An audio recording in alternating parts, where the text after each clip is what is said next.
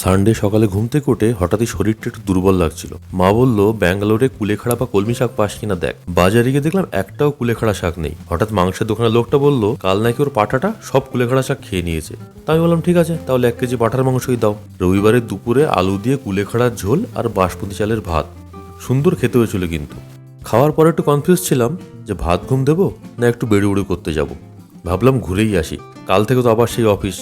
এই শীতের মধ্যে পায়ের ঘাম মাথায় তুলে কাজ করতে হবে। শনিবার রাতটা এমনি খুব দৌড়াদৌড়ি করে কেটেছে। টেম্পল রান আর সাবওয়ে সার্ফার দুটো ইনস্টল করেছিলাম ফোনে।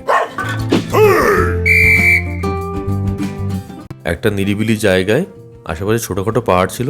কিছুটা সময় কাটিয়ে সন্ধ্যের পর বাড়ি ফিরে এলাম। দুপুরে কুলেখাড়ার ঝোলটা এত ভালো হয়েছিল, ভাত সব খেয়ে নিয়েছিলাম দুজন মিলে। তো আরো কিছু কুলেখাড়ার ঝোল বাকি আছে, এর সাথে খাওয়ার জন্য রাতে বানালাম বাসন্তী পোলাও। রবিবারের রাতে ডিনারে কুলেখাড়ার ঝোল আর বাসন্তী পোলাও, তারপর নেটফ্লিক্স।